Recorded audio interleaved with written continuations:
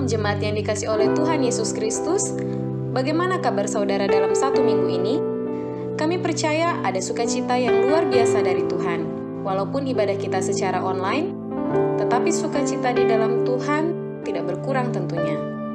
Kami menyambut dan mengucapkan selamat datang bagi saudara yang baru pertama kali bergabung dalam ibadah online GPPS Palu hari ini. Sebelum mengikuti ibadah, perlu saya sampaikan panduan mengikuti ibadah secara online, yaitu karena ini ibadah dan bukan tontonan, persiapkan diri saudara, gunakan pakaian yang sopan dan duduklah yang sopan, jangan bercakap-cakap selama ibadah berlangsung, dan ikutilah setiap acara ibadah. Turut menyanyi ketika puji-pujian, berdoa saat diajak untuk berdoa, dan membaca Alkitab ketika pengkhotbah menunjuk ayat untuk dibaca. Selamat menikmati lawatan Tuhan. Tuhan Yesus memberkati.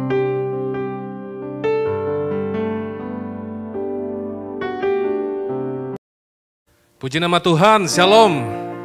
Kita bersyukur dalam apapun yang terjadi dalam kehidupan kita saat ini, bahwa Tuhan yang kita sembah adalah Tuhan yang selalu menyertai kita dan tidak pernah meninggalkan kita. Dia tetap memegang kontrol atas seluruh isi bumi ini, dan Dia selalu menyertai kita apapun yang terjadi dan musim apapun yang sedang kita alami saat ini. Mari sama-sama saudara, sebelum kita masuk dalam hadirat Tuhan, kita satu di dalam doa. Kami bersyukur ya Tuhan atas kasih-Mu dalam kehidupan kami boleh ada sampai saat ini semua karena anugerah-Mu ya Tuhan. Dan kami tahu Tuhan, kalau kami boleh hidup sampai hari ini, itu semua bukan karena kekuatan kami ya Tuhan. Karena itu Tuhan, kami mau dengan kehidupan kami ini Tuhan, kami mau memuliakan nama-Mu ya Tuhan. Terima kasih Tuhan. Sucikan dan kuduskan seluruh keberadaan kami, basuh kami dengan darah-Mu yang kudus, agar kami layak di hadapan-Mu ya Tuhan. Dan biarlah Engkau melayakkan kami untuk kami boleh masuk dalam ruang maha kudus, bertemu dengan Engkau secara pribadi. Kami percaya dimanapun kami berada, kuasa-Mu dan hadirat-Mu tidak terbatas ya Tuhan. Engkau hadir dimanapun kami berada saat ini ya Tuhan. Terpujilah nama-Mu di dalam nama Tuhan Yesus Kristus. Kami siap untuk memuji dan menyembah Tuhan. Haleluya. Amin. Kami bersyukur ya Tuhan buat kasih-Mu dalam kehidupan kami. Terima kasih ya Tuhan. Pujian dan syukurku ku bawa padamu, dengan rendah hati ku persembahkan.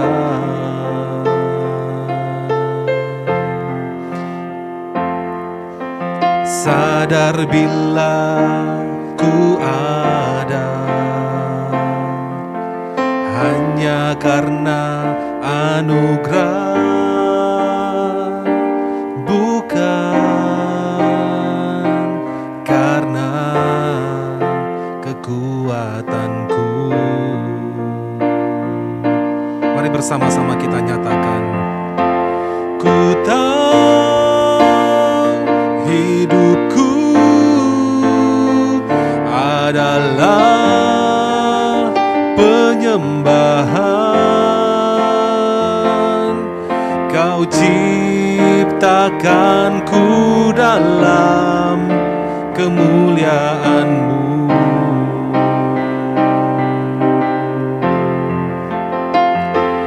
Ku tahu hidupku berharga mata-Mu, segenap hidupku persembahkan.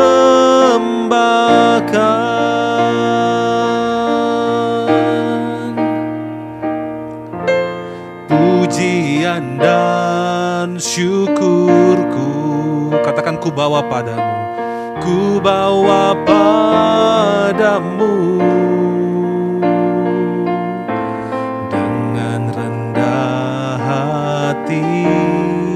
Ku persembahkan. Sadar bila kami ada ya Tuhan, sadar bila ku ada hanya karena anugerah, bukan karena kekuatan. bersama-sama kita nyatakan, ku tahu hidupku. Ku tahu hidupku adalah penyembahan. Kau ciptakanku dalam kemuliaan-Mu.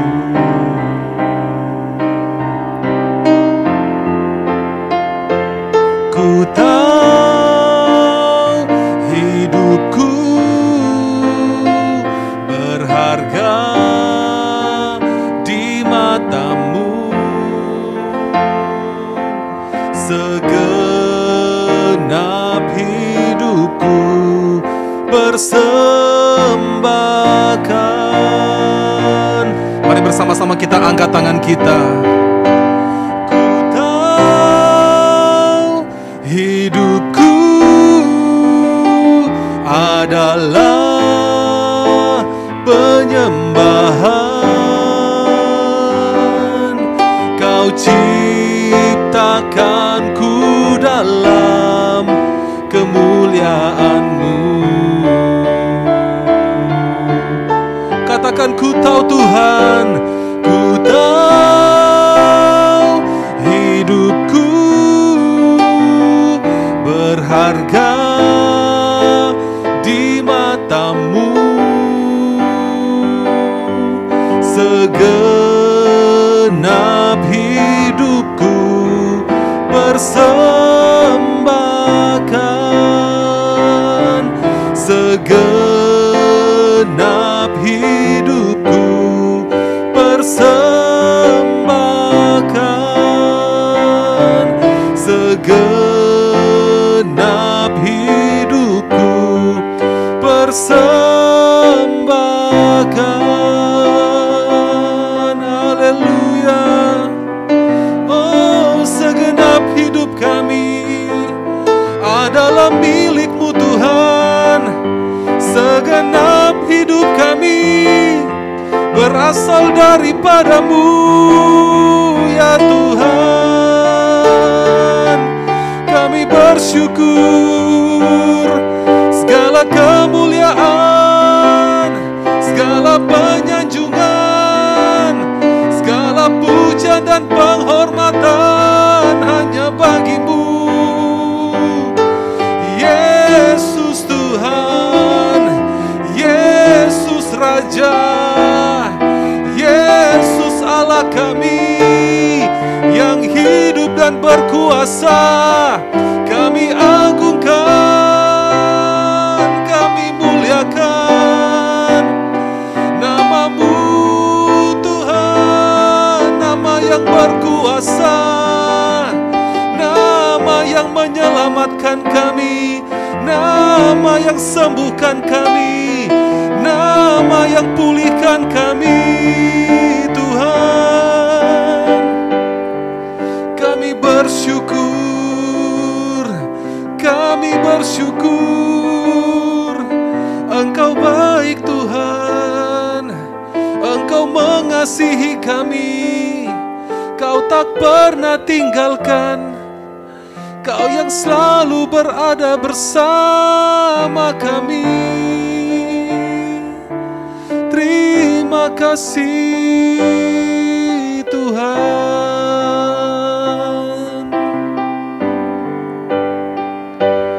Ku tahu hidupku adalah penyembahan. Kau ciptakanku dalam kemuliaan-Mu.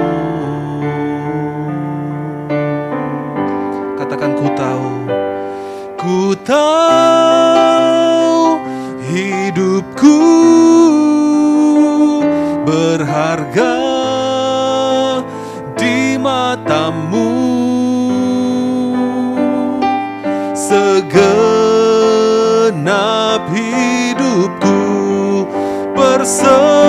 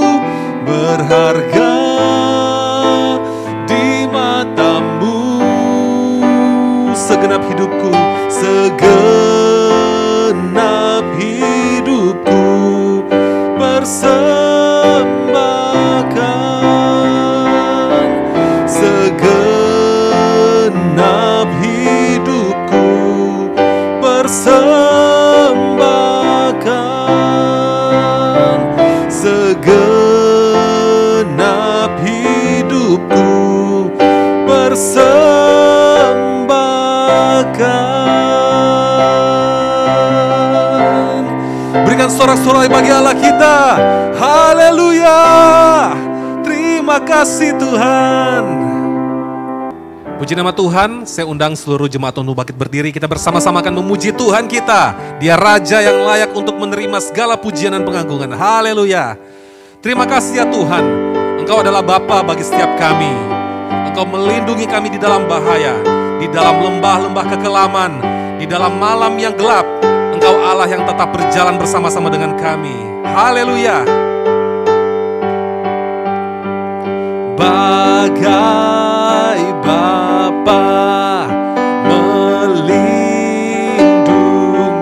anaknya di dalam bahaya, begitulah Engkau Tuhan bagiku. Takkan pernah tinggalkan diriku. Sama-sama katakan, bila ku bersamamu, bila ku di dalammu, bila kau di pihakku, siapa lawanku? Di dalam dunia ini tiada sepertimu, tiada ku takut untuk selamanya.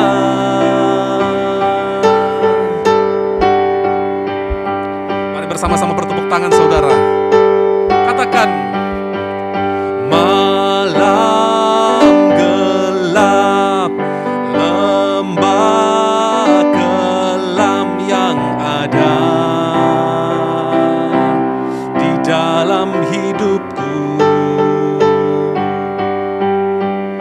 takkan lagi menggetarkan hatiku, sebab Kau Tuhan kekuatan di dalam hidupku.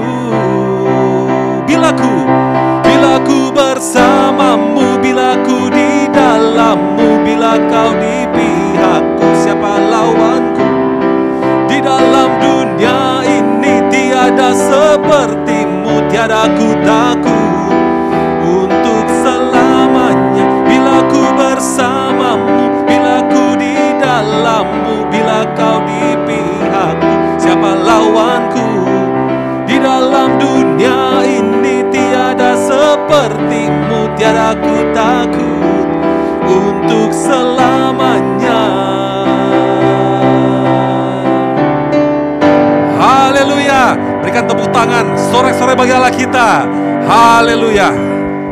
Silakan duduk jemaat Tuhan, kita akan menyaksikan warta jemaat selama sepekan.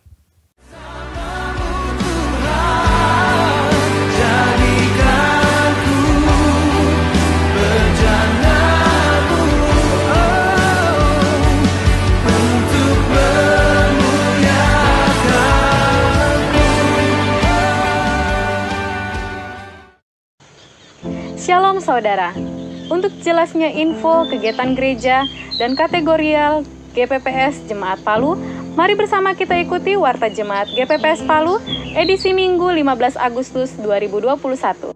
Setiap hari Minggu, ibadah raya GPPS Palu diadakan secara online pukul 8 WITA melalui website, Facebook, dan channel YouTube GPPS Palu.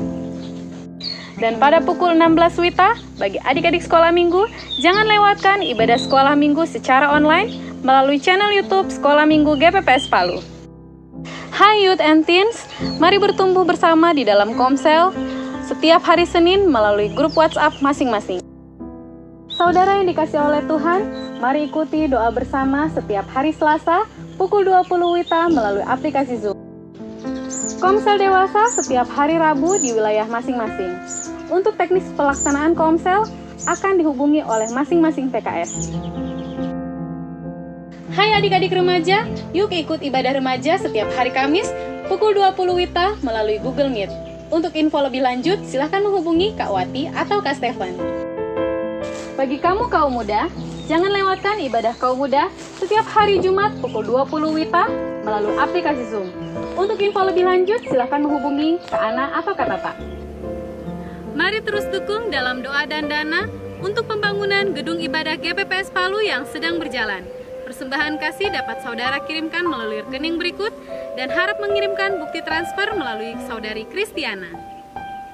Dan bagi saudara yang mengirimkan perpuluhan secara transfer dapat mengirimkan ke nomor rekening berikut dan harap mengirimkan bukti transfer dengan menyebutkan nama, nomor kartu, tanggal dan bulan perpuluhan ke nomor WhatsApp berikut. Persembahan pada ibadah hari ini dapat saudara kirimkan melalui rekening berikut dan harap mengkonfirmasikan peruntukannya ke nomor WhatsApp berikut. Uang duka dan iuran diakonia dapat saudara kirimkan melalui rekening berikut dan harap mengkonfirmasikan bukti transfer ke nomor WhatsApp berikut.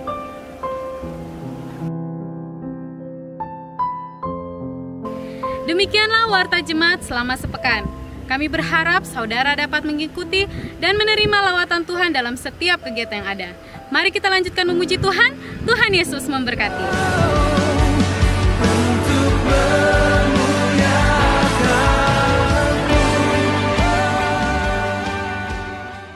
Jemaat Tuhan, dalam situasi pandemi saat ini kita sungguh menyadari dan mengakui bahwa tanpa Tuhan kita tidak dapat berbuat apa-apa. Kita sungguh memerlukan Tuhan dalam kehidupan kita. Kami bersyukur ya Tuhan, memiliki Engkau dalam kehidupan kami. Engkau adalah tempat kami berseru dan berharap ya Tuhan. Pertolongan kami hanya daripada-Mu ya Tuhan. Terima kasih Tuhan Yesus.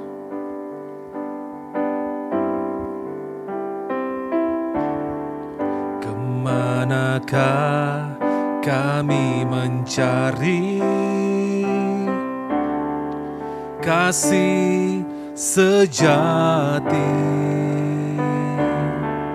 Kemanakah kami berseru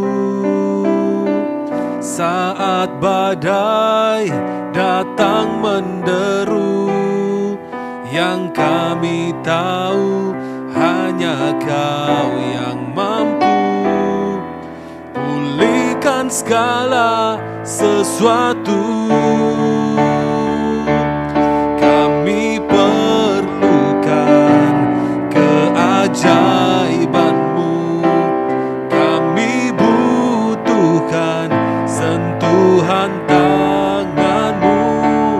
Kami tak dapat jalan sendiri.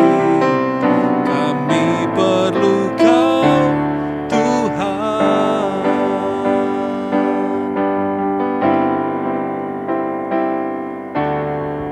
Kemanakah kami mencari kasih sejati? Kemanakah kami berseru saat badai datang menderu? Yang kami tahu hanya Kau yang mampu pulihkan segala sesuatu. Kami perlukan keajaiban-Mu. Kami butuhkan sentuhan tangan-Mu. Kami tak dapat jalan sendiri. Kami perlu Kau Tuhan. Kami perlukan keajaiban-Mu. Kami butuhkan sentuhan tangan-Mu. Kami tak dapat jalan sendiri. Kami perlu Kau Tuhan. Mari bersama-sama kita nyatakan, kami perlukan keajaiban-Mu. Kami butuhkan sentuhan tangan-Mu. Kami tak dapat jalan sendiri.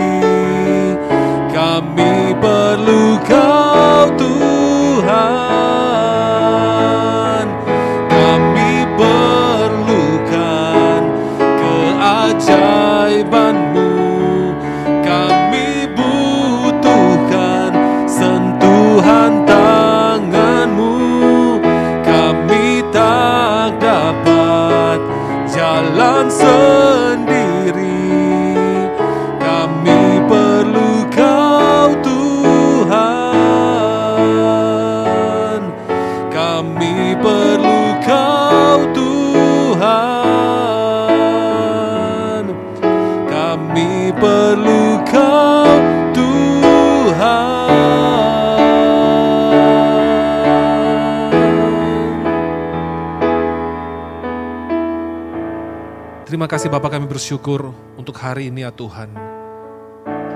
Kami menyatakan bahwa kami sungguh memerlukan Engkau dalam kehidupan kami.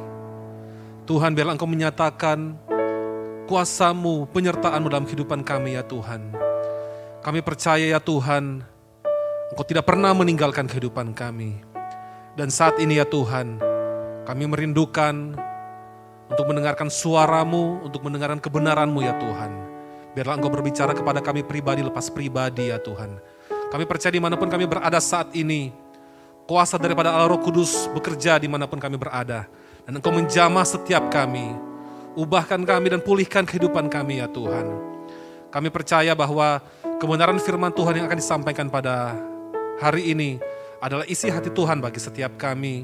Dan urapi hamba-Mu yang Engkau percayakan untuk menyampaikan isi hati-Mu bagi kami. Biarlah hikmat dan urapan yang baru turun atas hamba-Mu, sehingga setiap perkataan yang keluar dari bibir mulut hamba-Mu adalah perkataan-perkataan yang diurapi oleh Tuhan. Kami mengikat segala bentuk kuasa kegelapan dalam bentuk apapun juga yang mencoba mengganggu sepanjang pemberitaan firman Tuhan. Yang mencoba merampas taburan benih firman Tuhan dalam hati kami. Yang mencoba membangun benteng-benteng yang menentang pengenalan akan Tuhan. Kami bersatu hati di dalam nama Tuhan Yesus Kristus. Kami ikat patahkan hancurkan kuasa di dalam nama Tuhan Yesus Kristus. Dalam nama Tuhan Yesus Kristus kami hanya mengizinkan Roh-Mu yang menguasai seluruh kehidupan kami.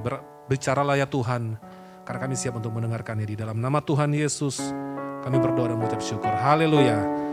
Amin. Silakan duduk jemaat Tuhan. Shalom. Puji Tuhan.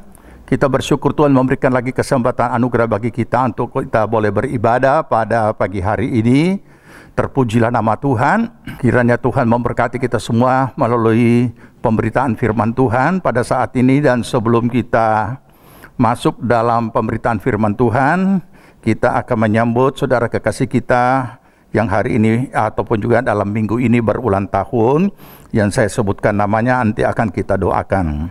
Agustina, Mikael Timothy Sumual, Mary Makadao, Yuliana Lui, Martina Yohanes Kinda, Esther Pomatu, Sulistina Darmanto, Popirio Ramses Huta Barat, Sertin Pongo, Luis Eunike Ingkiriwan. Mari kita berdoa dan mengucap syukur. Kami datang ke hadirat-Mu Bapa di sorga, menaikkan pujian syukur atas segala kemurahan pengasihan Tuhan untuk saudara-saudara kami yang berulang tahun dalam minggu ini, dalam pemeliharaan, perlindungan dan berkat Tuhan atas mereka. Kiranya dengan tambahan usia ini akan membawa mereka semakin memahami makna kehidupan mereka sebagai orang percaya. Berkati pribadi, rumah tangga, keluarga, usaha, pekerjaan, pelayanan, pertumbuhan rohani. Dan Tuhan kiranya menuntun mereka melalui Roh-Mu yang kudus mencapai seluruh rancangan Allah. Perlindungan-Mu dari segala yang jahat apapun bentuknya, segala roh celaka, roh musibah, dan segala roh sakit penyakit. Dalam nama Tuhan Yesus kami patah, hancurkan dan halaukan dari kehidupan mereka. Terpujilah nama Tuhan dan biarlah berkat Tuhan turun atas mereka. Amin. Puji nama Tuhan. Puji Tuhan, saudara yang kasihi Tuhan, terpujilah nama Tuhan memberikan kita kembali kesempatan untuk menerima kebenaran firman Tuhan. Kami mengucapkan salam sejahtera bagi seluruh jemaat Tuhan yang mengikuti akan live streaming ini, ataupun juga ibadah online ini, baik yang ada di rumah maupun yang ada di dalam negeri, di luar negeri, dimanapun saudara berada. Jemaat GBPS, Tuhan memberkati saudara. Baik yang dalam keadaan kondisi apapun, Tuhan senantiasa memelihara dan melindungi serta menyertai kita semua. Puji nama Tuhan. Pagi hari ini kita akan belajar kebenaran firman Tuhan, dan kita akan baca firman Tuhan dalam 2 Petrus pasal 1 ayat 3 sampai ayat yang ke-10. 2 Petrus pasal 1 ayat 3 sampai ayat yang ke-10 saya akan bacakan, demikian bunyinya. Mulai ayat 3.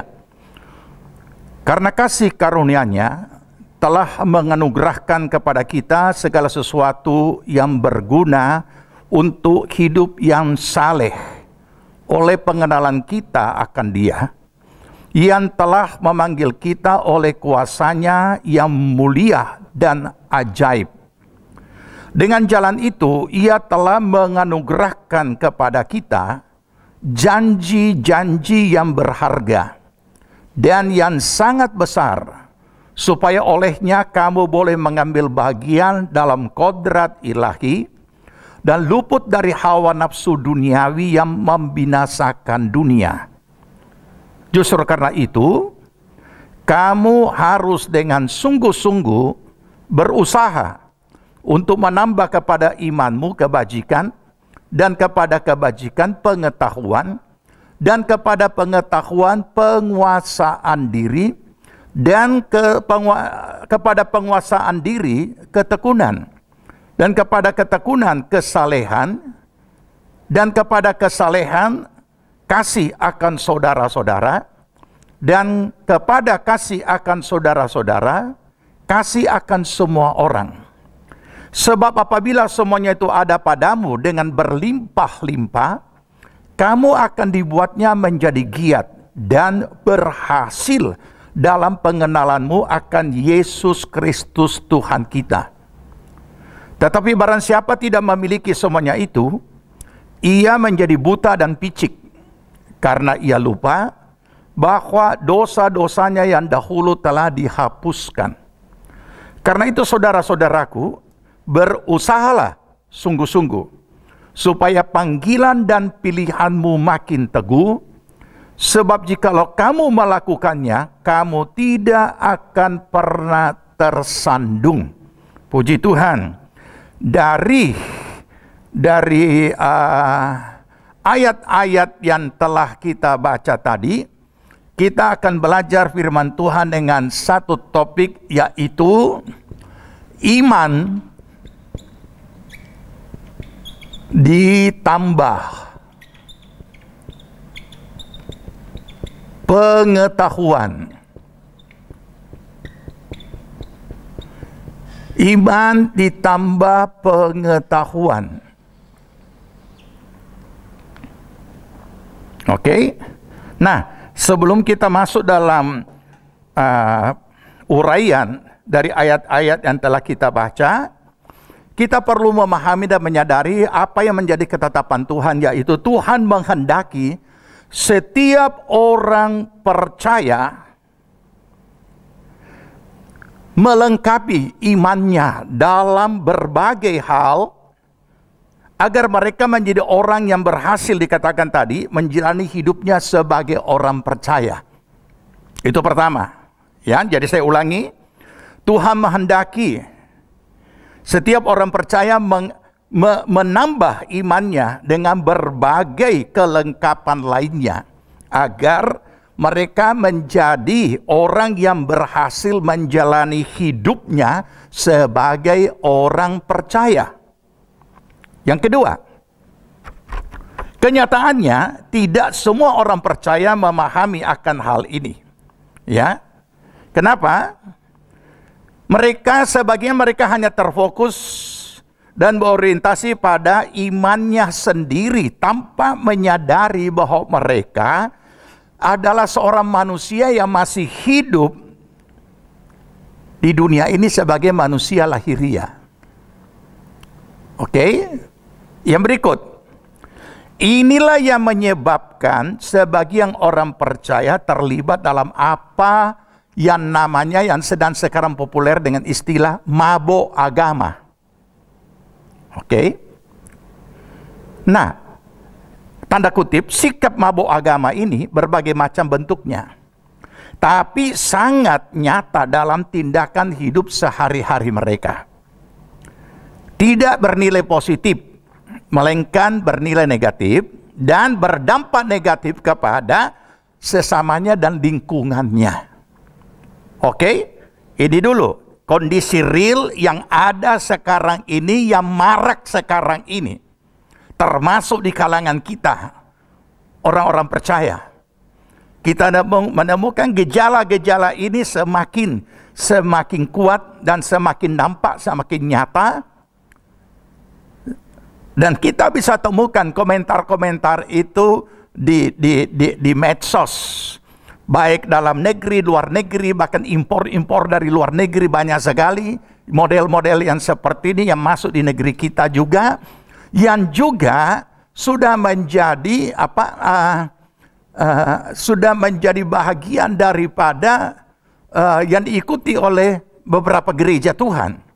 Nah, inilah tantangan bagi kita. Ini yang akan kita pelajari. Nah, oke. Nah, oleh karena itu kita mulai dari mana? Kita akan mulai dulu dari poin yang pertama.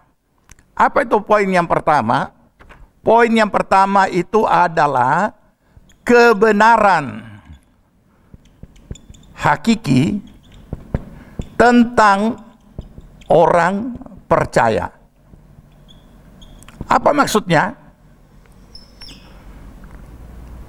Ini yang penting kita ketahui. Ya, baik, nanti saya bantu dengan gambar ini. Seorang percaya, ya, orang percaya. Oke. Kita tahu siapa itu orang percaya? Mereka yang memiliki iman di dalam Yesus Kristus. Telah menerima Kristus secara pribadi sebagai Tuhan dan Juru Selamatnya. Jadi, iman yang dimiliki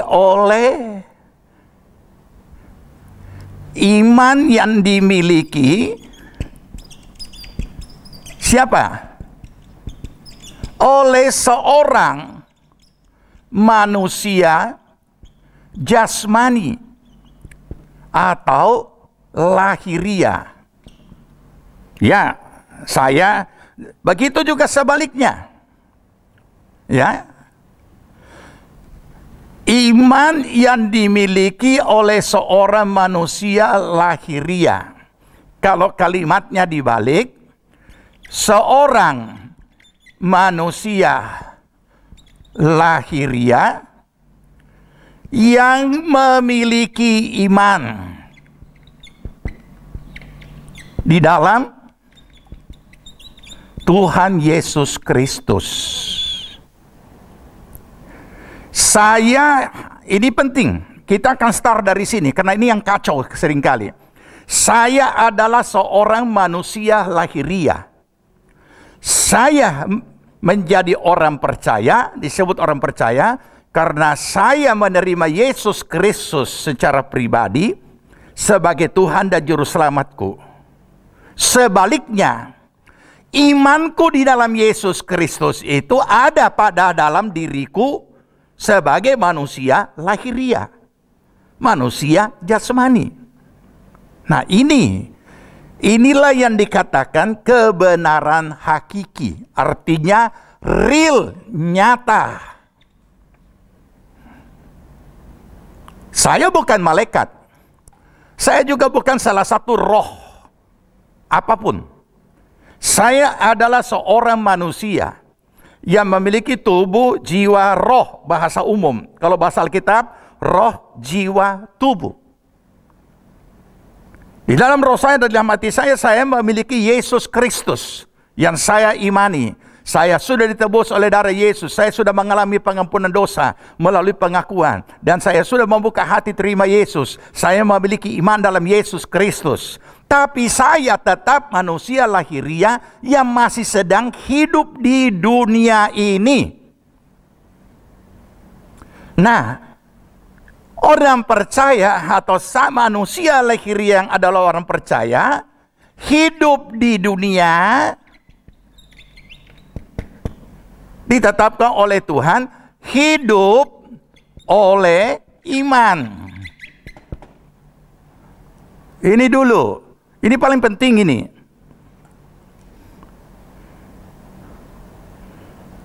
Nah, karena itulah orang percaya ini, yaitu saya, harus memiliki pengetahuan tentang bagaimana di dunia ini sebagai manusia lahiriah yang memiliki iman dalam Yesus Kristus Tuhan. Ini yang kadangkala rancu. Jadi seolah-olah orang yang memiliki iman dalam Yesus Kristus itu bukan lagi manusia biasa. Dia seolah-olah tidak menginjak lagi bumi ini. Seolah-olah hidup di alam lain. Padahal manusia lahiriah. Nah, jadi berarti karena dia adalah manusia lahiriah orang percaya ini, Dia harus memiliki pengetahuan tentang bagaimana hidup di dunia sebagai manusia lahiriah yang memiliki iman dalam Kristus Yesus Tuhan. Itu dulu. Kalau ini tidak tuntas akan kacau ke selanjutnya. Ini dulu. Tapi anehnya ini tidak, ini kadang-kala dilupakan. Orang melonjak terlalu jauh ke depan, orang melonjak atau naik terlalu jauh ke atas, bukan step by step. Mungkin karena zaman modern tidak ada lagi pakai tangga, pakai lift. Langsung mau yang meninggalkan hal yang paling mendasar dalam hal yang hakiki, langsung kepada hal-hal yang aneh-aneh, yang seolah-olah orang percaya ini bukan manusia. Orang percaya ini adalah makhluk khusus. Orang percaya ini juga seolah-olah sesuatu hal yang abstrak, padahal real, nyata. Saudara dan saya ada postur tubuh, kelihatan hidup. Kecuali kita sudah mati, kita akan dikuburkan, dimakamkan. Kalau zaman Covid ini bukan lagi dimakamkan, ditanam, ya, karena begitu sadisnya, ya, karena tidak ada lagi embel-embel lain yang menyertainya langsung segera. Nah, oke, dari sini dulu, baru kita akan belajar lebih lanjut. Kalau ini tidak tuntas, kita tidak menyadari, maka kita pun memahami kenapa ada muncul hal-hal yang tidak alkitabiah, bahkan bukan juga tidak alkitabiah, kadangkala tidak masuk di nalar. Nah, oke. Sekarang kita lanjut. Poin yang berikutnya. Ya, perhatikan. Saya akan bacakan ayat tadi kembali sebagai pembuktian bahwa saudara dan saya adalah manusia lahiriah yang memiliki iman dalam Kristus Yesus, dan iman saudara dan saya dalam Yesus Kristus berada pada manusia lahiriah. Ini ayatnya 2 Petrus 1, ya, ayat 3 dan 4. Ya, ini salah ketik di sini, ya. Ditulis 2 Petrus 1. Ya, saya bacakan. Karena kuasa ilahinya telah menganugerahkan kepada kita segala sesuatu yang berguna untuk hidup yang saleh oleh pengenalan kita akan Dia yang telah memanggil kita oleh kuasanya yang mulia dan ajaib. Perhatikan kalimat yang saya garis bawahi. Segala sesuatu yang berguna untuk hidup yang saleh, Ia menganugerahkannya kepada kita. Nah, sekarang pertanyaannya, ini dibutuhkan hidup saleh itu dibutuhkan di mana? Di sorga? Tidak. Di dunia. Ini dibutuhkan oleh siapa? Ya oleh orang percaya, oleh saudara dan saya. Makanya Tuhan menganugerahkan segala sesuatu yang berguna untuk hidup yang saleh. Ini di dunia. Kita tidak dituntut hidup saleh di sorga, hanya karena memang hanya orang saleh yang masuk. Tetapi bagaimana kita hidup saleh di dunia, maka Tuhan menganugerahkan kepada kita segala sesuatu yang berguna. Hal-hal apa saja Ia sudah sediakan, Ia anugerahkan, Ia berikan, supaya itu berguna, supaya kita bisa mencapai hidup saleh di dunia, supaya bisa hidup berkenan kepadanya. Perhatikan, ini kan untuk di dunia. Ayat 4. Dengan jalan itu, Ia telah menganugerahkan kepada kita janji-janji yang berharga dan yang sangat besar, supaya olehnya kamu boleh mengambil bagian dalam kodrat ilahi dan luput dari hawa nafsu duniawi yang membinasakan dunia. Lagi-lagi urusan di dunia. Kenapa Tuhan berikan janji-janji? Janji-janjinya Tuhan itu untuk di mana? Untuk hidup di dunia. Dia berikan kepada kita janji-janjinya. Apa saja. Karena keselamatan sudah kita peroleh. Kita sudah dianugerahkan keselamatan hidup yang kekal dalam Yesus Kristus Tuhan. Setelah kita tidak ada lagi di dunia ini, kita masuk dalam kerajaannya yang kekal. Tapi untuk di dunia ini kita butuh janji-janji, dan janji-janji yang berharga, yang sangat besar, bukan cuma hal-hal kecil, tapi hal-hal besar. Supaya tujuannya apa? Supaya kamu boleh mengambil bagian dalam kodrat ilahi. Dalam arti kata, itu diberikan bagi kita supaya kita juga mengambil bagian dalam kodrat ilahi di dalam menjalani apa yang Tuhan kehendaki kita lakukan. Luput dari hawa nafsu duniawi. Di mana? Ya di dunia. Di dunia. Jadi mari kita harus menyadari kebenaran yang hakiki sebagai orang percaya. Semua pergerakan iman kita yang selama kita masih hidup di dunia, ya di dunia. Segala aktivitas iman kita, apapun yang kita lakukan dan apa hasilnya dari aktivitas iman itu, ya di dunia. Karena iman untuk keselamatan sudah kita peroleh, sudah kita miliki. Tapi hidup di dunia ini bagaimana? Oke, kita lanjut.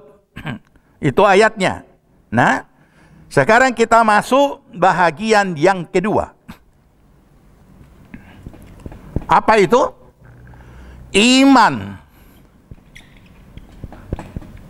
harus dilengkapi.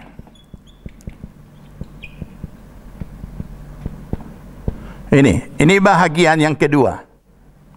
Ya. Iman harus dilengkapi. Apa yang kita baca tadi? Ya, apa yang kita baca? Yang kita baca adalah begini. Tadi sekarang ayat 5 sampai ayat yang ke-7. Saya bacakan.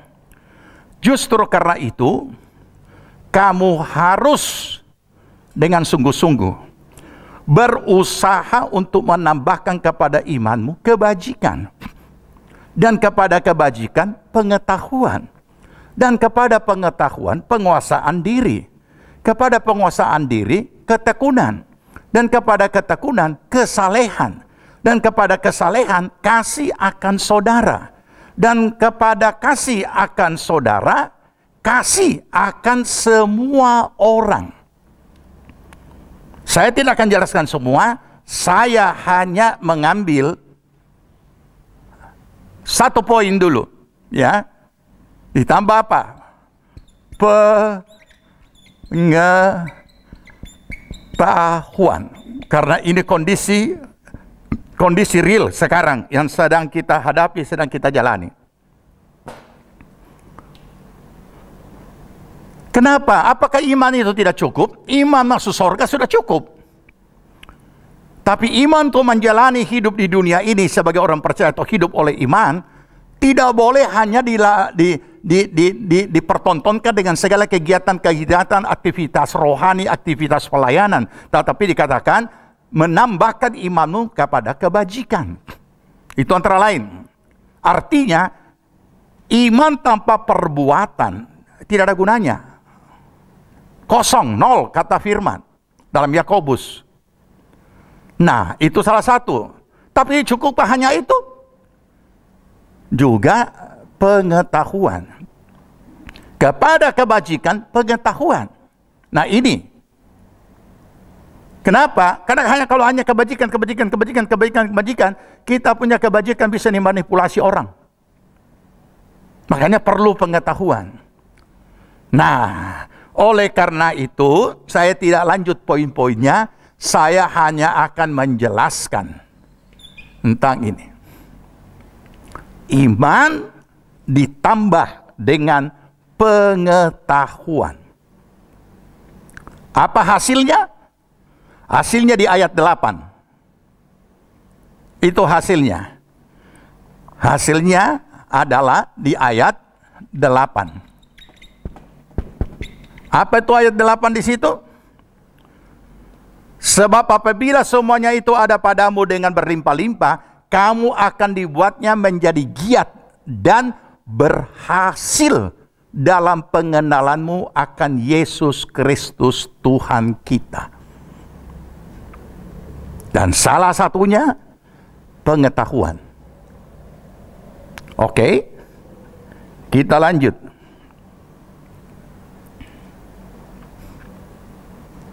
Bagaimana kalau iman tidak dilengkapi? Apa bahayanya?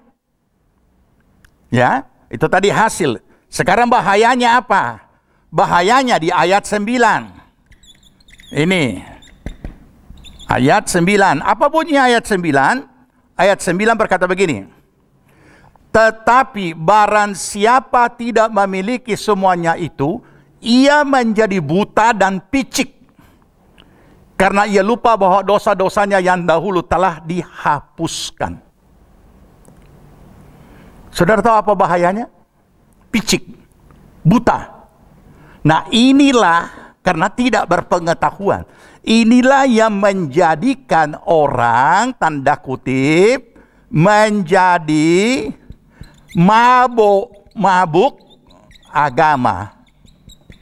Ini lagi populer ini. Ini.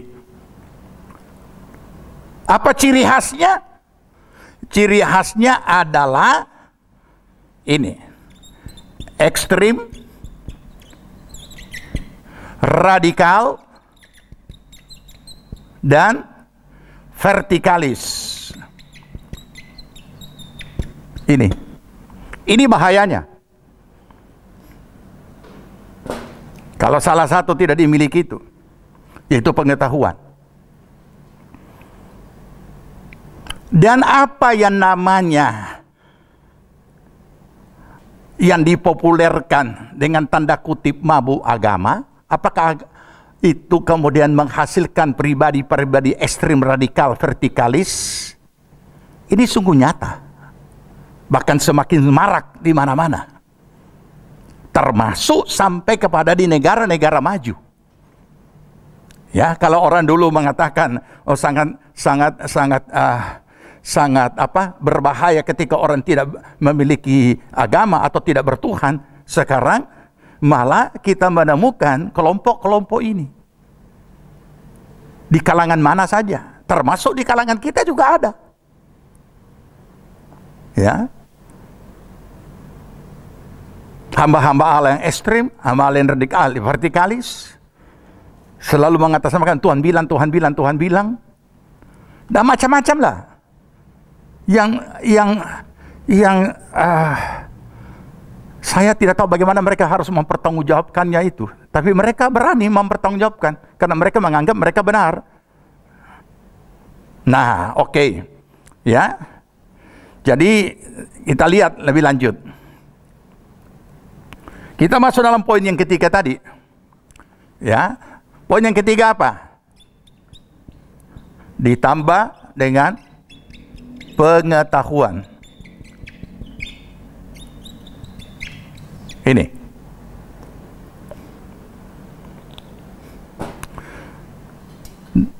Dua Petrus 1 ayat 5 tadi saya bacakan kembali. Justru karena itu, kamu harus dengan sungguh-sungguh, harus, perhatikan kata harus, bukan cuma harus saja, tapi sungguh-sungguh. Berarti itu pergumulan, berusaha. Tidak datang dengan sendirinya, berusaha untuk menambah kepada imanmu kebajikan. Saya sudah jelaskan tadi kebajikan, tanpa itu tidak ada gunanya, iman itu kosong. Dan kepada kebajikan pengetahuan. Sebelum saya lanjut, saya ajak kita membaca Matius 10 ayat 16. Di bagian ketiga ini. Matius 10 ayat 16 berbunyi begini. Lihat, aku mengutus kamu seperti domba ke tengah-tengah serigala. Sebab itu hendaklah kamu cerdik seperti ular dan tulus seperti merpati. Sayang sekali umat Tuhan maupun kita para hamba Tuhan umumnya hanya bermodalkan ketulusan yang kita pertahankan. Tidak heran karena ketulusan ini orang memanipulasi kita. Padahal cerdik dan tulus itu tidak bisa dipisahkan. Sama dengan pemberitaan saya bulan yang lalu. Berjaga-jagalah sambil berdoa. Tidak bisa hanya berjaga mengandalkan diri sendiri tanpa berdoa. Tidak bisa hanya berdoa tanpa berjaga. Tetapi umumnya kita lebih siap berdoa daripada berjaga. Dan itulah sebabnya situasi kondisi seperti kita, situasi kondisi seperti sekarang ini, dalam masa sekarang ke sekarang ini, banyak yang mengalami menjadi lebih sukar lagi. Karena hanya mau berdoa, tidak mau berjaga. Nah ini juga sama. Kita selalu dikejar, ditekan, bahkan dituntut, dikejar untuk supaya kita ini menjadi orang-orang yang tulus hati. Dengan hati nurani yang murni. Dan kita berusaha menjaga itu. Tapi sayang, satu hal kita abaikan. Cerdik. Dari mana kecerdikan itu? Walaupun bukan sumber utama, tetapi berarti bahagian daripada adanya pengetahuan yang dimiliki oleh seseorang, sehingga dia bisa mengetahui dan memiliki wawasan dan bisa mengetahui dan tahu bagaimana, sehingga kemudian ketika itu menjadi kenyataan dalam suatu realitas, ia bisa menjadi cerdik menghadapinya. Nah ini yang menjadi problem. Oke? Ya, kita lanjut sekarang. Satu ayat lagi kita perlu baca dalam Efesus 5. Mulai ayat 15 sampai ayat 17. Karena itu perhatikanlah dengan seksama. Perhatikan itu kalimat yang saya garis bawahi.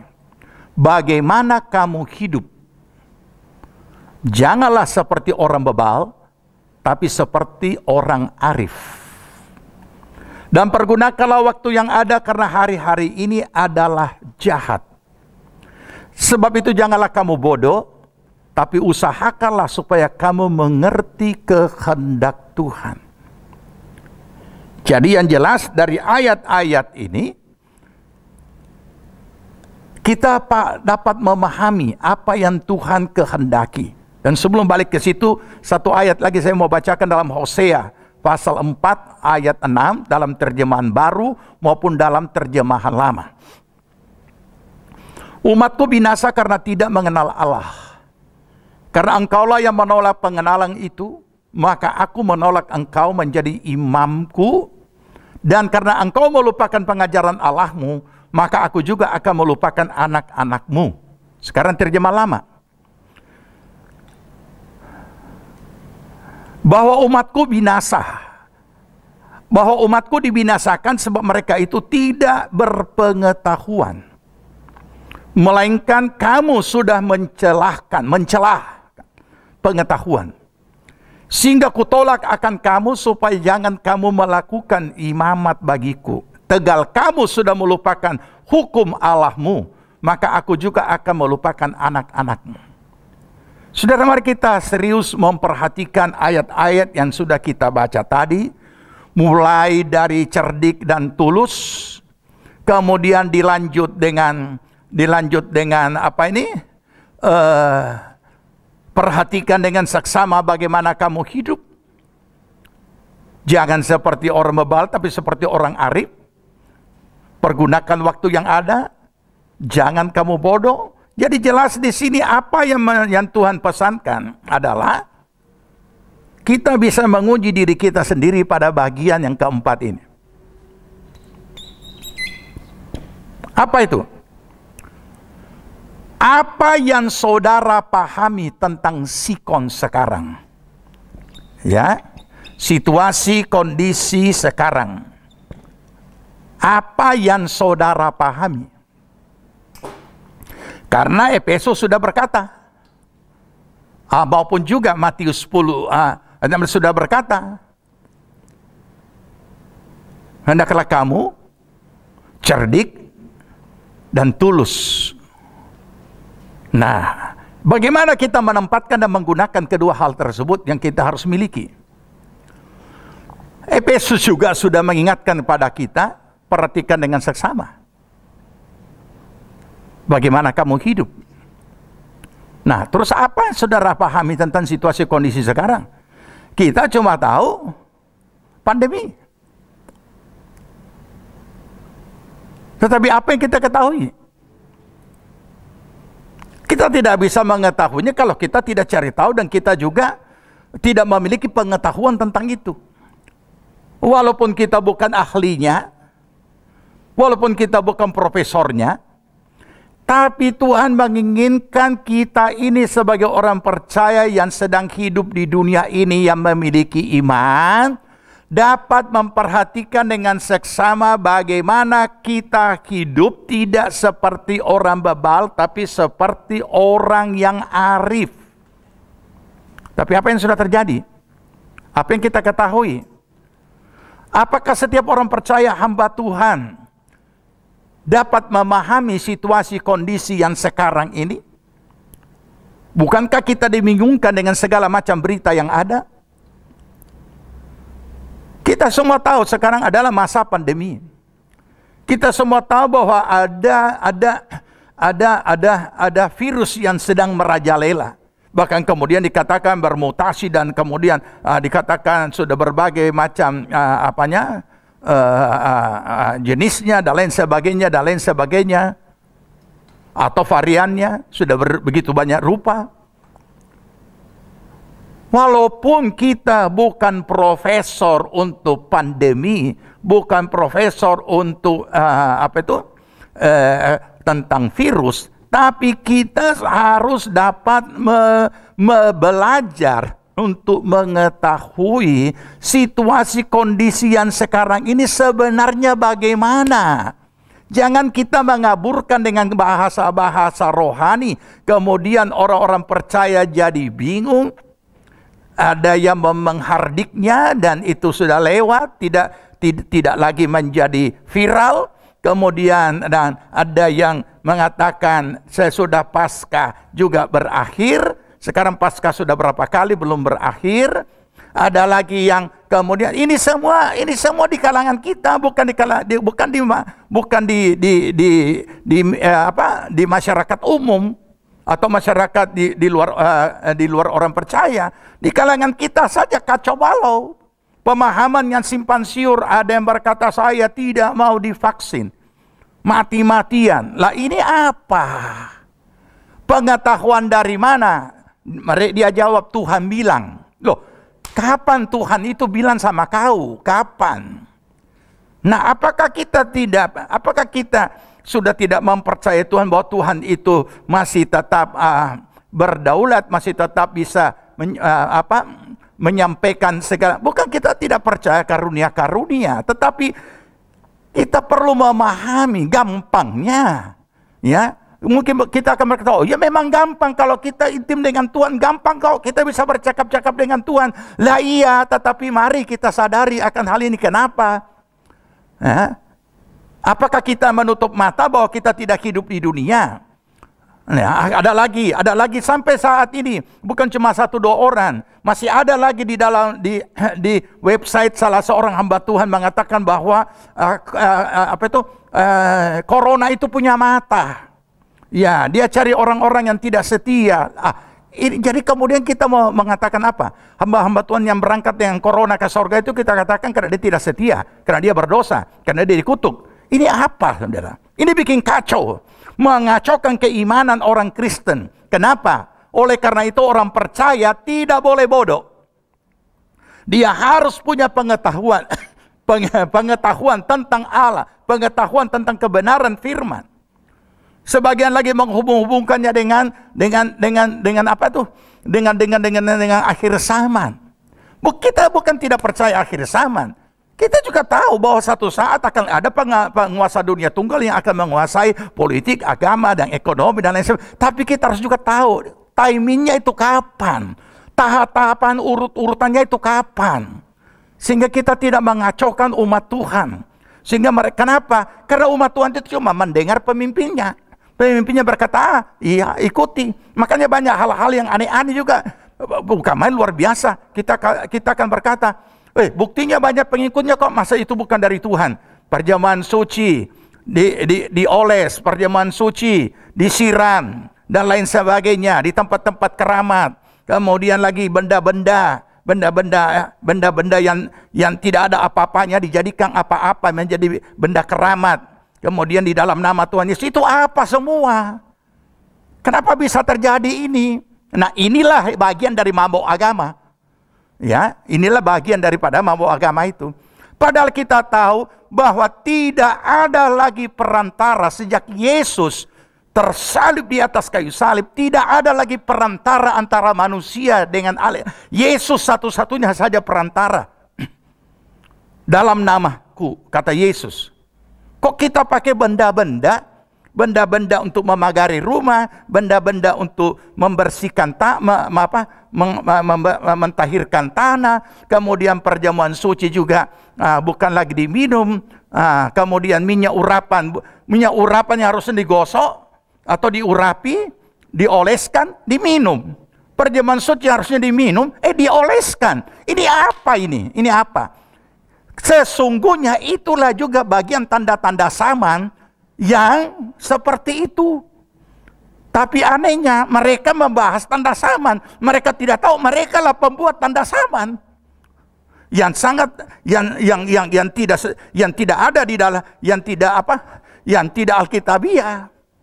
Nah, inilah yang menjadi masalah. Apa yang kita pahami? Saya sudah selalu ingatkan, pemahaman yang keliru akan menghasilkan sikap yang keliru. Sikap yang keliru akan menghasilkan tindakan yang keliru. Tindakan yang keliru menghasilkan kefatalan.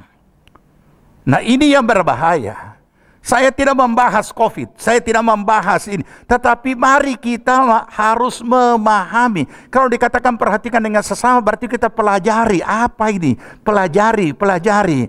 Tidak bisa belajar dari sesuatu literatur atau sesuatu yang bisa menambah pengetahuan kita. Paling tidak kita bisa belajar dari apa yang menjadi pengalaman orang lain supaya itu tidak terjadi dalam kehidupan kita. Ini semua kita tidak perhatikan. Perhatikan dengan seksama, serius. Jangan seperti orang bebal. Nah, tapi seperti orang arif. Pergunakan waktu yang ada. Waktu yang ada sekarang sebenarnya semakin banyak. Kenapa? Karena disuruh tinggal di rumah. Tuhan sudah mengingatkan ini hari-hari yang jahat. Ini bukan hari yang baik. Bukan hal-hal yang baik. Yang masih berlangsung entah sampai kapan.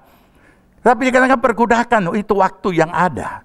Artinya selagi masih hidup, kita bisa pakai berdoa, kita bisa pakai baca firman, kita bisa pakai menyembah Tuhan dan lain sebagainya. Kita bisa pakai juga untuk berbagi kepada yang lain dalam lain sebagainya.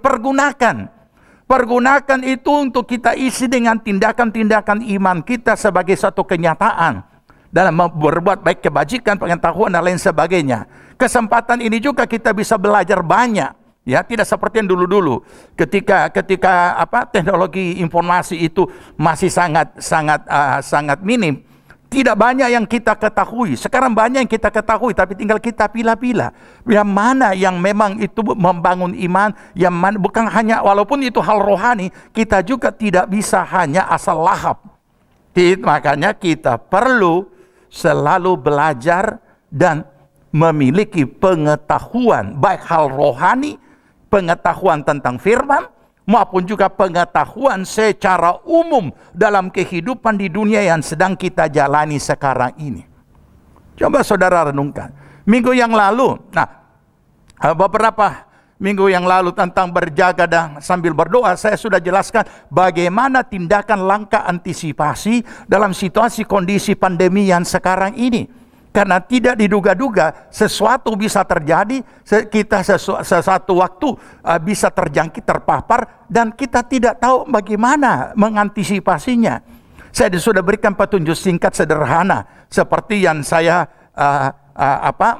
belajar dari apa yang sudah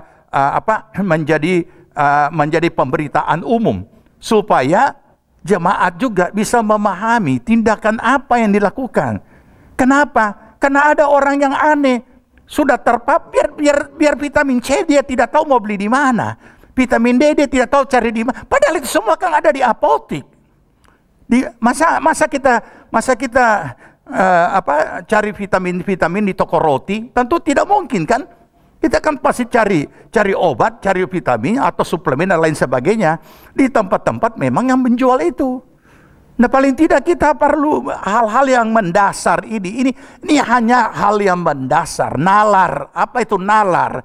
Nalar itu adalah suatu standar pemikiran yang paling dasar, ya. Nah, kalau kita tidak pakai itu juga untuk mau belajar situasi kondisi yang seperti ini, kemudian situasi kondisi yang kita tidak bisa memperhatikan dengan seksama, maka kita akan ceroboh.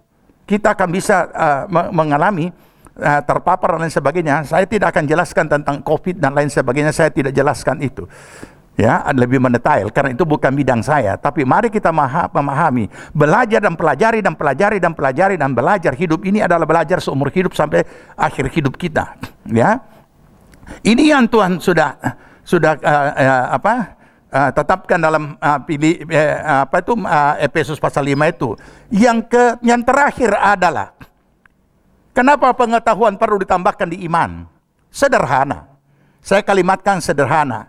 Supaya kita tidak menjadi bodoh dan tidak dibodohi.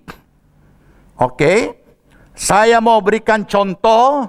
Contoh ini kurang baik. Tapi karena contoh ini sering terjadi dalam dunia kehidupan hari-hari, jadi kita bicara hal dunia yang sering terjadi hari-hari di mana saja. Sesuai dengan kalimat tadi. Kenapa kita perlu pengetahuan? Pengetahuan diperlukan supaya kita tidak bodoh dan tidak dibodohi. Sekarang saya kasih contoh. Apa itu? Ini si A. Si A. Ini si B. Kita bicara cara umum, ya. Si A menipu si B. Menipu. Kenapa saya kasih kata menipu? Karena iblis itu juga datang dengan tipu muslihat. Si A menipu si B. Pertanyaannya sederhana. Siapa bodoh, siapa pintar? Renungkan. Menipu tentu dilarang, kan? Tapi kita tidak bicara dulu dilarangnya. Kita bicara soal pengetahuan. Si A menipu si B. Siapa pintar, siapa bodoh? Saya berkata begini bukan merestui si A sebagai penipu, tidak. Tapi yang jelas, kenapa si B bisa ditipu? Karena dia bodoh. Bodoh. Kalau si B pintar, apapun tipu muslihatnya si A, dia tidak akan mempan ditipu. Nah, pertanyaannya, bukankah ini menunjukkan betapa pentingnya pengetahuan? Mari kita renungkan. Itulah sebabnya kenapa firman Tuhan mengatakan pada kita, hendaklah engkau menambah imanmu dengan kebajikan, dan kepada kebajikan adalah pengetahuan, dan kepada pengetahuan selanjutnya. Nah, ini masalahnya di sini. Sebab ada kalanya kita hanya tulus, polos, plus bodoh. Disuruh berjaga, dia berdoa. Disuruh berdoa, dia berjaga. Terbalik, kan? Padahal dua-duanya tidak bisa hanya salah satunya dilakukan. Dua-duanya harus berjaga sambil berdoa. Berjaga berarti dengan kekuatan diri sendiri saja, tidak berdoa. Berdoa tidak bikin apa-apa. Apa yang dijaga, tidak ada yang jaga. Nah, jadi kalau ini bicara tentang pengetahuan begitu pentingnya, bukan berarti kita bersandar dan mengandalkan pengetahuan diri sendiri. Bukan, kita tidak bicara bersandar kepada pengetahuan. Tapi firman Tuhan yang kita baca menetapkan iman kita harus ditambah dengan pengetahuan. Karena kita masih manusia jasmani lahiriah yang hidup di dunia ini dengan segala sesuatu yang ada di sekeliling kita, yang kita hadapi, dan setiap realita muncul di seluruh aspek hidup kita. Nah, kalau kita tidak pelajari satu-satu dan punya pengetahuan satu-satu tentang kehidupan kita, nah ini bahaya. Mungkin kita akan berkata, oh itu orang-orang di primitif pedalaman, tidak ada juga mereka sekolah. Saya tidak bicara soal sekolah atau tidak sekolah. Mereka juga bisa bangun rumah, mereka juga bisa tahu dari mana. Mereka tetap belajar dari alam dan secara alamiah. Makanya mereka bisa bikin itu air sungai bisa sampai ke rumahnya dengan apa adanya, dari bambu sampai ke sana. Tapi sepertinya kalau cuma dari bambu, ruas-ruas bambu itu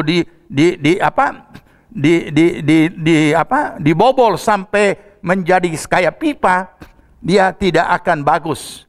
Maka mereka juga tahu, ini alam yang mengajar mereka bahwa dalam beberapa jarak tertentu itu bambu harus dilobangin di atasnya supaya ada udara yang mendorong sehingga airnya itu menjadi kencang tiba di rumahnya.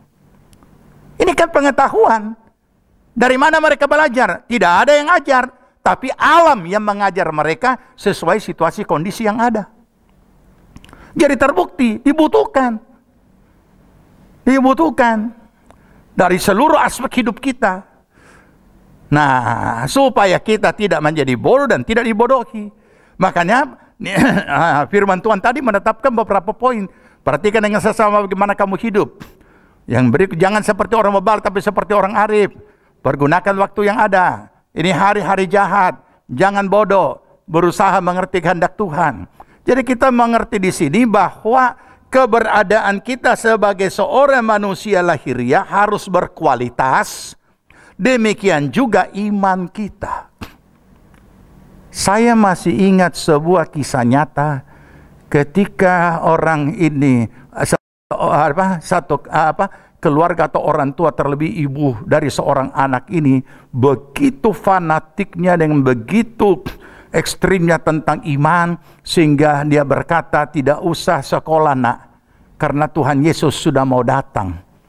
Dan dia tidak tahu bahwa anak ini tumbuh terus sampai menjadi seorang gadis dan tidak pernah sekolah, dan akhirnya siapa yang akan mau melamarnya? Sehingga sampai hari ini sudah jadi tua, tidak menikah karena tidak sekolah. Saya tidak tahu apa dia bisa membaca dan lain sebagainya. Tapi ini kan bukan namanya orang tua menghancurkan masa depan anak-anak dengan iman konyol. Banyak iman-iman ekstrim seperti ini yang ada di berbagai tempat, dan juga jangan-jangan kita juga. Makanya baik secara pengetahuan firman, baik secara hal rohani kita tidak boleh bodoh, secara pengetahuan umum kita tidak boleh juga bodoh. Paling tidak ada hal-hal standar yang kita ketahui dan selalu dikatakan berusaha, ya, bukan masa bodoh tapi berusaha. Bebal itu adalah masa bodoh, ya, berusaha. Contoh, masa pandemi ini membuat setiap hamba Tuhan pada akhirnya harus jadi pintar. Dan setiap orang harus jadi pintar dalam hal IT. Ya, kenapa? Sebab harus ibadah online. Dia harus belajar bagaimana untuk dapat supaya ia bisa melayani jemaatnya. Ya, sehingga semuanya sudah bisa tetap pelayanan itu tidak akan dihalangi oleh pandemi, tidak akan dihalangi oleh apapun. Mau dengan tidak mau, akhirnya jadi belajar. Walaupun mungkin pengetahuan sebatas yang dia ketahui, tapi paling tidak situasi kondisi membawa kita jadi pintar. Ya, tantangan-tantangan membawa kita jadi pintar, sehingga kita bisa mengatasi segala sesuatunya. Jadi mari kita perlu selalu belajar dan belajar. Nah, kenapa saudara? Karena kita tahu, tadi saya sudah katakan, saya kasih contoh si A menipu si B. Iblis juga dengan cara yang sama. Apa yang dikatakan oleh Efesus pasal 6 ayat 11 berkata begini, kenakanlah seluruh perlengkapan senjata Allah, supaya kamu dapat bertahan melawan tipu muslihat iblis. Anak-anak Tuhan yang sungguh-sungguh sangat serius untuk memperlengkapi dirinya dan selengkap senjata Allah. Tapi dia tidak dapat melawan tipu muslihat. Jadi ini sama dengan orang yang baru masuk angkatan. Aduh, dia hanya kejar dia punya pakaian seragam. Mantap, bangga punya pakaian seragam dan lain sebagainya. Tapi belum bisa dikirim berperang. Kenapa?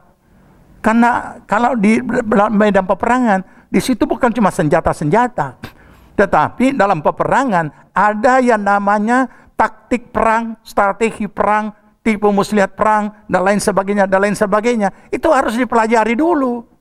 Bukan cuma asal maju dengan senjata. Ya, kita menemukan orang-orang percaya yang sangat-sangat luar biasa penampilannya. Seolah-olah dia dilengkapi dengan perlengkapan senjata Allah, tapi tidak bisa perang. Tidak bisa. Kenapa? Ulang-ulang ditipu oleh iblis. Kenapa? Karena iblis bukan cuma tipu muslihat. Nah, disinilah kita perlu memahami bahwa segala sesuatunya itu bukan untuk kayak seorang angkatan mempamerkan pakaian uniformnya dan bangga dengan itu, tetapi tidak bisa bikin apa-apa. Nah, bukan. Ya, tetapi kita harus mohon hikmat akal budi dari Tuhan. Ini saatnya roh hikmat dibutuhkan. Ada saatnya karunia-karunia itu bekerja dan dibutuhkan sesuai situasi kondisi yang bagaimana. Tapi untuk kondisi yang sekarang adalah karunia hikmat Allah. Kita perlu miliki. Dan berdoa juga supaya para ilmuwan diberikan hikmat Allah. Bagaimana mengatasi situasi kondisi yang ada. Tidak mudah. Ya, tidak mudah. Tidak mudah. Dulu banyak sekali komentar-komentar tentang negeri kita, karena dia di Katulistiwa, dia tidak akan kena ini panasnya begini, tapi ternyata sekarang apa yang terjadi? Kita tidak duga ternyata sekarang seperti ini. Ya kan? Sehingga masih tetap dibutuhkan pengetahuan untuk Tuhan berikan bagaimana mengatasi segala sesuatu. Tidak mudah, saudara. Kenapa tidak mudah? Ketika ini ditekan, maka ekonomi juga akan tertekan. Ketika ini di loss, maka terjadi lonjakan yang terpapar. Jadi mari kita pahami, bisa membaca situasi kondisi. Saya tidak menjelaskan poin-poin apa pengetahuan yang perlu kita miliki, tapi di seluruh aspek hidup kita, kita menghadapi realitas, di seluruh aspek hidup kita, kita butuh pengetahuan. Pengetahuan dari firman Tuhan dan pengetahuan yang dari hukum-hukum Allah yang ada di alam semesta dan yang ada di dalam negara Tuhan, yang negara kita. Tuhan memberkati kita semua. Kita berdoa. Terima kasih Bapa di sorga. Kami boleh belajar dari kebenaran firman-Mu. Terima kasih bahwa Tuhan senantiasa memberikan kami roh hikmat akal budi, untuk kami dapat mengetahui situasi kondisi yang bagaimana kami sedang berada. Sehingga kami tidak membuat nalar yang Engkau sudah berikan bagi kami, tapi kami tetap boleh bersandar kepada Tuhan. Dan kami boleh memiliki hikmat Tuhan untuk dapat membaca situasi kondisi dan juga mengatasinya dan mengantisipasinya. Terima kasih Tuhan. Kami hamba-Mu berdoa secara khusus bagi saudara-saudara kami, jemaat Tuhan yang sedang mengalami isolasi mandiri. Biarlah Tuhan memberikan kekuatan, penghiburan, damai sejahtera, sukacita surgawi, sehingga mereka boleh memiliki bahwa obat yang manjur adalah sukacita surgawi, hati yang gembira. Selalu ada pengharapan, selalu ada pertolongan daripada pihak Tuhan. Dan semuanya akan menjadi pengalaman iman untuk kami boleh menolong dan menyaksikan dan menguatkan yang lain. Terima kasih Tuhan. Tuhan pakai mereka seluruh jemaat-Mu, siapapun mereka yang sedang isoman ini, untuk menjadi kesaksian bagi setiap jemaat Tuhan, bagi setiap mereka yang lain, untuk dapat juga dikuatkan, diteguhkan. Terima kasih. Dalam nama Tuhan Yesus, segala pekerjaan kuasa sejahat apapun bentuknya yang mau mengambil keuntungan daripada setiap pribadi yang sedang isoman, kami patahkan, hancurkan semua kuasa darah Tuhan Yesus. Dan kiranya damai sejahtera Tuhan memenuhi hati mereka, damai sejahtera Tuhan mengawali hati dan pikiran mereka, dan sukacita surgawi melimpah atas mereka, pengharapan yang baru daripadamu tetap memenuhi akan mereka, mereka tetap memandang kepadamu, dan roh Tuhan kiranya memberikan roh hikmat, akal budi untuk mereka. Nah, kami semua tetap mau belajar dan memiliki pengetahuan dari segala aspek kehidupan kami yang masih hidup di dunia ini, dari kebenaran firman-Mu, dan juga hal-hal yang lainnya Tuhan dalam hidup kami yang kami hadapi dalam setiap realitas apapun. Terpuji nama Tuhan. Terima kasih Bapa. Kami mengucap syukur. Kami berdoa untuk bangsa dan negara kami. Terima kasih Tuhan sudah memberkati bangsa kami, dan kami boleh memperingati lagi hari kemerdekaan yang ke-76. Tuhan memberkati akan bangsa dan negara kami Tuhan. Damai sejahtera-Mu turun atas negeri ini. Engkau membuat menjadi makmur akan negeri ini. Kami memberkati negeri ini dengan damai sejahtera Tuhan, berkat-berkat ilahi daripada Tuhan, dan berkat-berkat daripada Tuhan dalam usaha pekerjaan dan segala apa yang dikerjakan di negeri semuanya menjadi berhasil. Engkau memberkati baik hasil bumi, hasil hutan, hasil laut, semuanya diberkati Tuhan. Hasil tambang semuanya diberkati Tuhan. Terima kasih Bapak. Kami berdoa untuk Bapak Presiden dan wakilnya Pak Jokowi makmur, amin. Tuhan memberkati, roh hikmat akal budi Engkau karuniakan, tubuh yang sehat dan kekuatan daripadamu. Demikian juga pada aparatur pemerintahan tingkat pusat, provinsi, kabupaten, kecamatan, kelurahan, desa-desa, dan dusun-dusun, semua seluruh negeri ini diberkati Tuhan. Terima kasih Bapa. Terpujilah nama Tuhan, memberkati akan Gus Depan daripada yang menangani COVID ini. Hikmat akal budi yang Kau karuniakan, lindungi mereka, para dokter dan juga tenaga medis maupun juga para medis, semuanya dilindungi oleh Tuhan dalam melaksanakan tugas mereka masing-masing.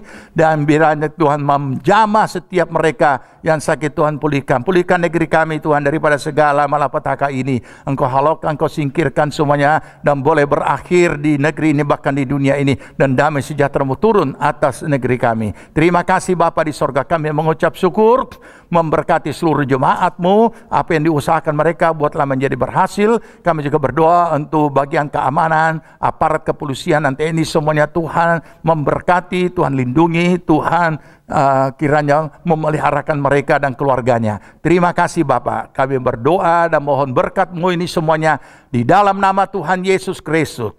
Jemaat Tuhan yang dikasihi Tuhan, terimalah berkat damai sejahtera dari Tuhan Yesus Kristus, kecintaan Allah Bapa dalam persekutuan Roh-Nya yang kudus adalah kiranya tinggal menyertai kita sekalian. Dibuatnya kita hidup bijaksana, sehingga berhasillah segala apa yang kita kerjakan sampai berkelimpahan dari sekarang sampai Tuhan Yesus datang kembali. Amin. Puji Tuhan. Bagi bangsa ini kami berdiri dan membawa doa kami kepadamu. Sesuatu yang besar pasti terjadi dan mengubahkan negeri kami. Hanya nama-Mu Tuhan ditinggikan atas seluruh bumi. Bagi bangsa ini kami berdiri dan membawa doa kami kepadamu. Sesuatu yang besar pasti terjadi dan mengubahkan negeri kami. Hanya nama-Mu Tuhan ditinggikan atas seluruh bumi. Hanya nama-Mu Tuhan ditinggikan. Hanya nama-Mu Tuhan ditinggikan. Hanya nama-Mu Tuhan ditinggikan atas seluruh bumi.